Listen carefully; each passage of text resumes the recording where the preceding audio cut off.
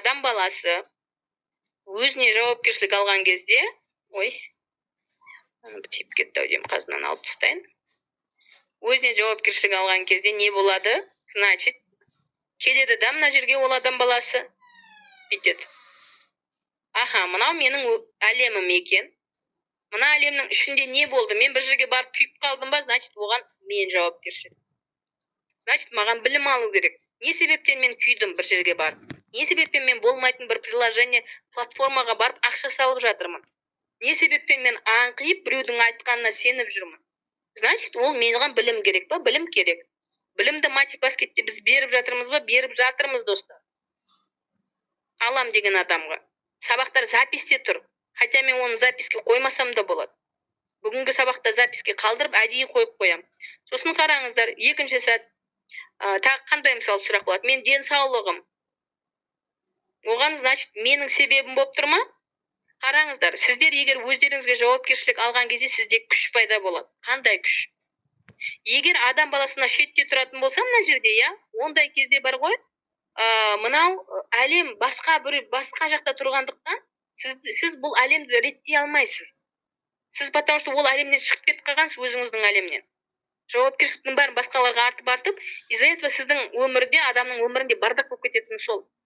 Ал когда адам баласы өзіне жауапкершілікті алып, жоқ, мен мысалы, денсаулығым дұрыс емес па, мен жауапкершілікті өзіме аламын.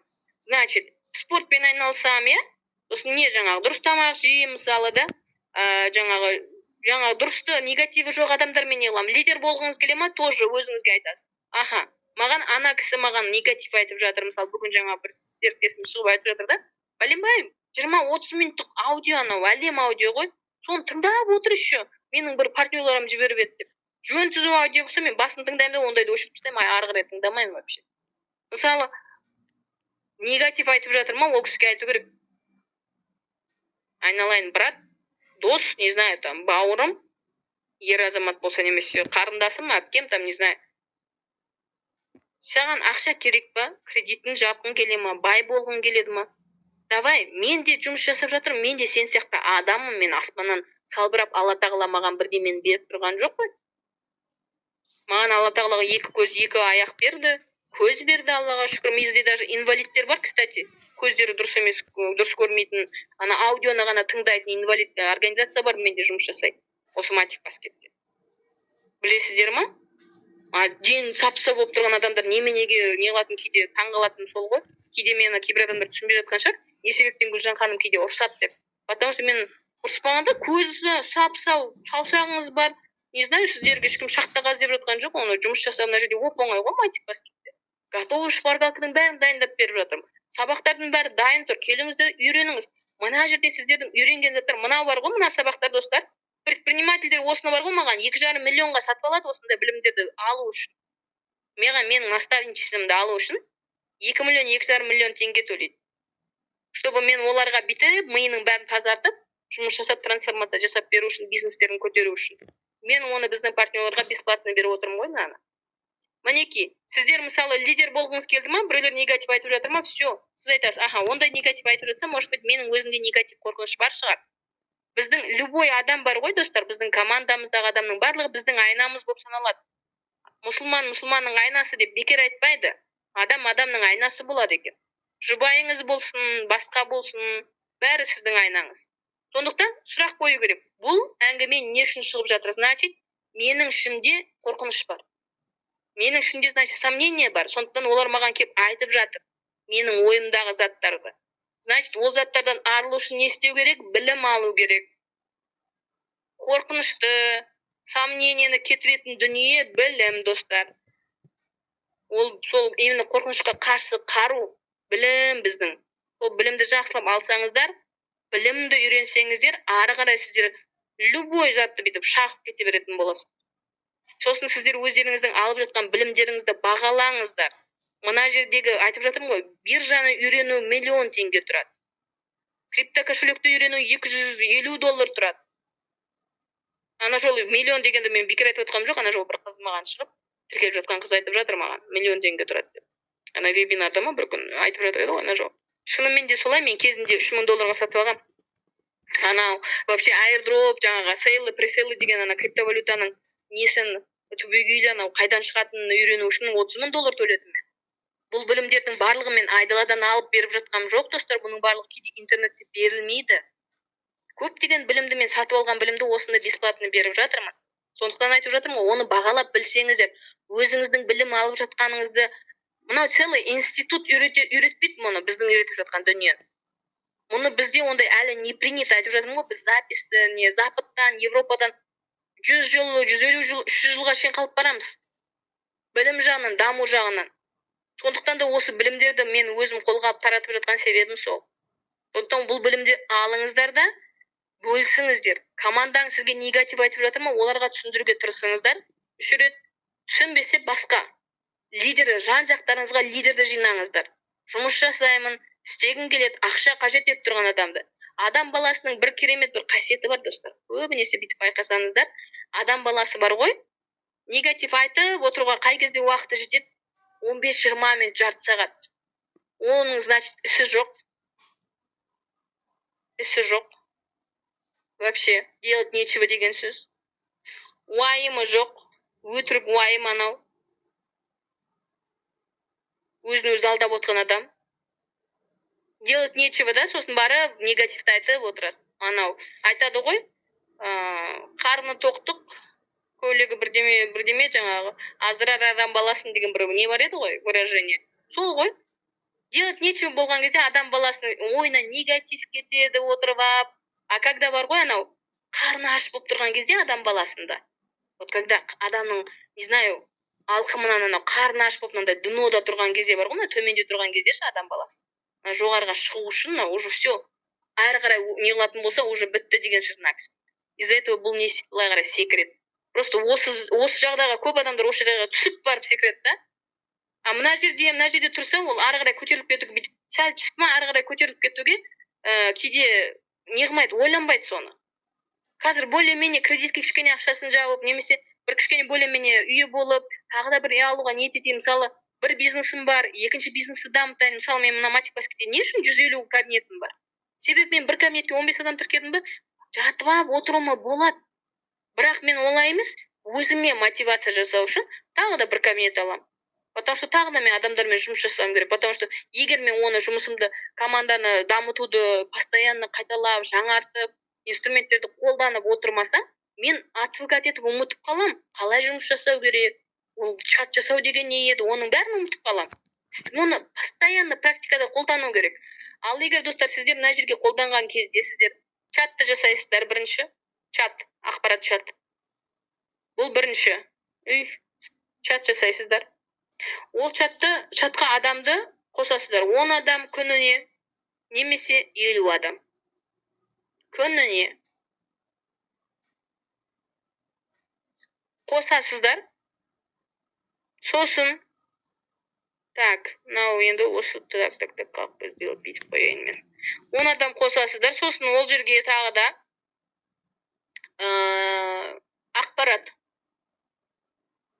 Ақпаратты бірінші келген адамдар білмейді, мысалы. Бұл регулярно жасалыну керек. Күніне қосу деген, значит, күнде қосыңыздар. Ол сіздің жұмыс болу керек та, бір 15 минут уақыт кетеді ғой, жарты сағат максимум. Ақпаратты шпаргалка чат бар бізде, неше түрлі тілде. Жаңағы адамдарды бар ғой, достар, егер сіздер прямо таныстарыңызды қосқыларыңыз келмесе, просто сізді қосып жатқан чаттан адамдарды алып қосыңыздаршы. Немесе интернеттен қараңыздар. Интернетте қандай чаттар бар? Бизнес чат деп, WhatsApp чаты десеңіздер, талай бизнес чаттар шығады ғой. Любой сетевой бизнестің бизнес чаты шығады. Любой. Яндекстен қараңыздар, Google'дан қараңыздар. Сосын біздің жаңағы мына жерде 4-ші сабақ бар, біздің осы неде, навигатордан қарайтын болсаңыздар. 4-ші сабақ бар, навигатор деген жерден. Ана неден, осы сабақ неден, осы чатта, $1000 чатта. Сол жерден 4-ші сабақты қарайсыздар, сол 4-ші сабақта осы именно чат жасау туралы сабақ бар. Оны да қарасаңыздар болады, компьютермен жасау. А былай сіздер ақпаратты шпаргалка чаттан аласыздар да, жаңағы чатыңызға жіберіп отыра бересіздер, достар. Болды. Бар жұмыс осы. Бастапқы кезде осы жетеді. Сосын кімнің чаты, мысалы, не знаю, командаңыздың чаты сіздің ұлғайып кетіп, мысалы, не знаю, 10 чат болып кетіп атса, маған шығыңыздар, мен сіздерге специально WhatsApp'ты көрсетіп берем. кімде 10 чаттан ана командасының чаты 10 чаттан асып кетті, маған шығыңыздар, потому что 10 шақты чатқа қайта-қайта ақпаратты жіберіп отырып кішкене қиын соғады. 10-15 менде мысалы 300 чат бар. Қазақша, по-моему. 600-700 чаты орысша бар. Общий чаттар, кстати. Вот почти. Соның барлығына бір моментте ақпарат беріп отырмын. Соның бәрін үйретуге, в принципе, үйреніп алуға болады. Қалай моментально жіберетіндей. Ау? Телефонда ма сонда? Ау? 100 қанша чат бір телефонда ма деймін? Бір телефонда менде, иә? 700 чат. Матик баскеттен. Көрсетейін ба мінекей? Қазір көрсетемін. Мынау кішкене, видите, зависеть. Память не қалмай ма? Менде памятті, кстати, памятті өзгертіп қоюға болады ғой, бүйтесіздер. Памятті өзгерту үшін. Мына настройкаға кіресіздер. Настройкада бізде данные и хранилище деп тұр. Көрдіңіздер ма? Соны кіресіздер. Фото. Мінекей, Wi-Fi или сотовая связь никогда дейді. Соны никогданы басасыздар. Wi-Fi болса, Wi-Fi болған кезде бүкіл барлығын загружать етіп тастайды ол. Никогда дейсіздер. Аудионы тоже никогда дейсіздер. Видеоны тоже никогда. Документ тоже никогда. Сол кезде сіздің чатыңызға ақпарат келген кезде ол сіздің қалауыңыз бойынша, сіздің мысалы бір керек затты, керек әңгіме болып жатса, соны ғана жаңағы скачать етіп алуға болады. Мінекей, көрдіңіздер ма? Менде скачивать етіп тұрған жоқ суреттер. Мен оны скачать ету үшін мінекей бүйтем. И то бұл WhatsApp-та ғана ашылды. Ол менің галереяма кірген жоқ. Галереяға не тартып алу үшін, сақтау үшін. Оны басып, мына жерге басып, сохранить деп басуым керек. Жаңағы настройкадан кейін. Көрдіңіздер ма? Из-за этого бұл облакада тұрады, мынандай қылып басатын болса. Ал егер ол мынандай болып тұрса, мынандай стрелка сияқты болып, мындай көрінбей бұлыңғыр болып тұрса, ол вообще облакада да жоқ деген сөз. Түсінікті ғой? Осылай қылып настройка жасап қойыңыздар, вообще проблема жоқ. Мінекей, қазір мен чаттарымды қараңыздар, мінекей. Матик баскет, көрдіңіздер ма? Әлем чат. Осының бәріне мен бір моментте рассылканы жіберіп отырамын. Постоянно. Түсінікті ғой? Мұнаның бәрі матик баскеттің чаты. Достар, чатпен жұмыс жасау өте қызық, былай қарасаңыздар, талай жаңадан адамдармен танысасыздар. Мына матик баскет деген платформа халыққа арналған платформа. Менің айтайын дегенім осы. Сенсеңіздер де, сенбесеңіздер де. Сенбейтін адамдарға әрине біраз өзімен өзі жұмыс жасау керек, ойлану керек. Өзінің қорқынышы бар ма, несі бар, соны қарау керек. Сенбей жатсаңыздар, сұраңыздар, қандай сұрақ бар? Не сізді сендірмей тұр? Чатқа қойыңыздар, маған шығыңыздар, разница жоқ, ол сұрақтарыңыздың барлығына жауап бар. Қандай пирамидадан айырмашылығы қандай, матрицадан айырмашылығы қандай, барлық сұраққа жауап бар бізде. Барлық жауаптарды мен жазып, шпаргалка чаттарға қосып қойған. Сіздің қазіргі мысалы ойланып отыруға мысалы сіздерге ақша срочно керек па? Сразу ақшаға шыққыларыңыз келеді ма? Күтіп отырмаңыздар. Создайте чат. 10 адам, 50 адамды тәулігіне қосып отырыңыздар. Туған туыс таныстарыңызды қоспай қойыңыздар, керек емес. Сенбейтін адамдар болса, вообще негативчик адамдар ойланыңыздар, достар. Сіздердің егер окружениеңіз бұрыннан бері сондай болып, мысалы сіздің жағдайыңыз бай болмай тұрсаңыздар, значит сіздің окружениеңізде сондай айтады ғой. Ана сен маған 3 досыңды көрсе, 3 досың қандай болса, сен соның 4-шісің деп. 3 досы алқаш болса, 4-ші адам да алқаш болады. А 3 дос мысалы жаңағы миллионер болса, сен 4-ші миллионер боласың оның жанында. Солай деп айтады. Ол шындық, достар. Потому что адам баласының окружениесі қандай, сондай болады. Сондықтан да жұмыс жасаймын деген адамдарға айтатын ақылым. Біздің партнерларымыз, лидерларымыз ақшаға табысқа шыққым келеді дейтін адамдарға. Чат жасап, холодный контактты қосып бастайсыздар. Никакой анау досым деп, мысалы, олар сіздерді поддержка бермейтін анау негатившік болатын болса, айдап салыңыздар. Негативный адамдар жүре тұрсын. Туысыңыз болса, пока сөйлеспей тұра тұрыңыз. Туыстан отворачиваться етіңіздер деп айтпаймын.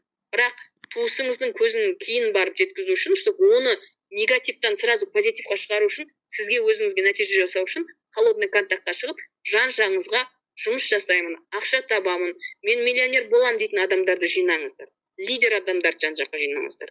Негативчик адамдар чаттарда болады, бірақ чаттарда негатив айта беретін болса, заң просто чатқа айтасыздар. Адамдарды қосқан соң, мысалы, немесе партнерский чат болса, негатив айтпаңыздар деп попросить етіп қоясыздар, болды. Негатив айтқан адамды удаляю десеңіздер, болды. Негатив айтатын адамдар өздері или шығып кетеді, или не қылады. Анау ақпарат чатқа кейбір адамдар болады, негатив айтып жатады. Мысалы, сіздер олардың негативіне жауап бергілеріңіз келмесе, чатты жауып тастаңыз да, просто қосып қойып ақпаратты бере салыңыз, болды. олай да болады, чатты жауып қоюға болады ғой, закрытый чат. Просто адамдарды қосқан кезде олар сіздің ақпаратты көреді, бірақ личкаңызға жаза қояды керек болып жатса. Солай қойсаңыздар да болады. Түсінікті ғой. Все, достар, қазір жарты сағаттан соң мен өзім вебинар жасаймын. Из-за этого адамдарды, қонақтарды шақырыңыздар максимально жұмыс жасайық. Новый годқа шейін ойлаңыздаршы, қазіргі таңда бізде 24-25 мың адамда 1 миллион практически матик халыққа бөлініп берілген. 25 мың адамда. Біздің участниктер дейді ғой, мысалы біздің ненің ID-де. А ертең біздің құрамызда 100 мың адам болса, оказывается 5 миллион таратылады адамдарға. 5 миллион табыс общий санап жатқан біздің бухгалтериямыз тұр ғой кабинетте. Ал егер бізде 1 миллион адам болсашы, қаншама табыс. Вот сондықтан да соған қарай сразу жылжиық уже Новый годқа шейін, не знаю, мен өзім ойлап отырмын, миллионға деп фокус қоям, Алла қаласа. Бірақ енді болмады дегенде 100 мың, 500 мың жасаймыз деп отырмын ғой. Сондай ниетпен давайте максимально жұмыс жасайық. Қандай тақырыпта сабақ керек? Қандай мен жақтан көмек керек, соны айтыңыздар. Маған жазыңыздар, дичкаға жазыңыздар, осында жазыңыздар. Бүгін мысалы маған серіктестеріміз шықпаса, маған сондай негатив айтып жатыр команда деп, мен мына сабақты бүгін жүргізбес едім. Сұрамаған балаға не қайда дейді? Вот сондай мақал бар. Из-за этого сұраңыздар. Қажет заттың барлығы, в принципе, менде бар. Аллаға шүкір, мен 20 жыл бизнес жүргізген адам. Традиционный бизнесте. 15 жыл маркетологияда жүргенмін, мен сетевойда емес, именно маркетология, интернетте развивать етіп өткізем, сол SMM-ге байланысты, соцсеттерге байланысты. Сол Ғалияқановты попросить етемін, деймін. Сол мен өзімнің бір түйген нелерім бар, соны бір көрсеткім келіп жатыр. Өте жақсы бір қолайлы инструменттер. Олай қарасаңыздар, достар, біз өзіміз мына елімізді қолға алып, өзіміз қолға алып, отбасының баюын өзімізден бастамаса, сіздерге ешкім үкіметке бойбай, сіз что-то кредитте батып отыр екенсіз ма, кредитін жаба сал деп айтатын ондай заман емес қазір, достар. Советтер Союзы өтіп кетті. Бүгінгі таңда максимально өзіміз қамқор болмаса, сондықтан білімді алуды Алла Тағала жеңілдетіп қойды. Бұрын Советтер Союзында үкімет елге қарап бәрінің зарплатасын бірдей қылып қойды ғой, енді бизнес жасатқызбай, зомбирование болды, бірақ халық нормально өмір сүрді ол кезде, ана зарплаталары, кішкене ақшасының құны болып. Сол кезде мысалы, ол кезде интернет болған жоқ. Ол кезде мынау ақпараттар шетелде болған жоқ, былай қарасаңыздар, иә? Ал қазіргі таңда, достар, наоборот, үкімет былай қарасаңыздар, барлық әлем деген жаңарып жатыр, адам деген үлгеремай жатыр, уақыт деген тез өтіп жатыр. Бірақ соған сәйкес Алла Тағала бізге интернет беріп қойған. Қазір цифровой ақшалар бір кнопкамен басқарылатын болып,